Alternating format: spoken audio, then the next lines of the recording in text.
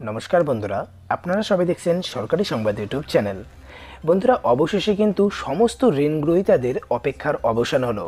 বন্ধুরা, এতদিন থেকে যে আপনারা শুনে আসতেছিলেন যে 2 বছরের জন্য মোরাটোরিয়ামকে আবারও করা হবে, অর্থাৎ আপনি যে লোনটা নিয়েছেন সেটার সুদের ওপর সুদটাকে মকুব করে দেওয়া হবে। বন্ধুরা, এটা নিয়েই কিন্তু আজ রিজার্ভ ব্যাংকের ঋণ কমিটির তরফ থেকে একটি সিদ্ধান্ত নেওয়া হয়েছে, আর এটাই শেষ সিদ্ধান্ত বলে মনে করা হচ্ছে, যেখানে কিন্তু আপনাদের সুদটাকে সম্পূর্ণ মকুব করে দেওয়া হয়েছে।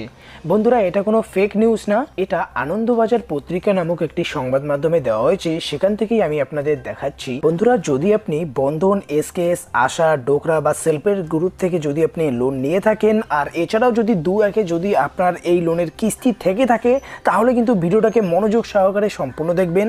আর অবশ্যই ভিডিওটাকে হোয়াটসঅ্যাপ, ফেসবুকে শেয়ার করে দেবেন, যাতে তারা সবাই জানতে পারে যে আপনাদের কিন্তু সুদের উপর সুদটা মকুব হয়ে গিয়েছে। বন্ধুরা, এরই সাথে কিন্তু কিছু লোক বিরোধিতা করে বলেই দিয়েছে যে এই সুদটা মকুব করার কোনো দরকার নেই। অবশ্যই কমেন্ট বক্সে আপনাদের মতামত জানাবেন, আর অবশ্যই যদি চান যে এই সুদটা মকুব করা হোক, ভিডিওটাকে লাইক করবেন, এরই সাথে লাল রঙের সাবস্ক্রাইব বাটনটাতে ক্লিক করে বেল নোটিফিকেশনটা অল করে দেবেন। বন্ধুরা, আনন্দবাজার পত্রিকাতে পরিষ্কার করেই বলে দেওয়া হয়েছে যে রিজার্ভ ব্যাংকের ঋণ নীতি সম্পর্কিত যে কোনো সিদ্ধান্তই নেয় রিজার্ভ ব্যাংকের ঋণ নীতি কমিটির 6 জন সদস্য, আর যার মধ্যেই গভর্নর, ডেপুটি গভর্নর, কেন্দ্রের প্রতিনিধি এবং আরও 3 সদস্য।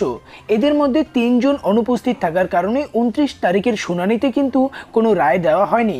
আর বন্ধুরা, অবশেষে এই 3 জনের অনুপস্থিতিতেই আজকে নতুন করে রায় দেওয়া হলো, যেখানে বলা হয়েছে পরের বছরের 31 মার্চ পর্যন্ত কিন্তু এটাকে বৃদ্ধি করা হলো।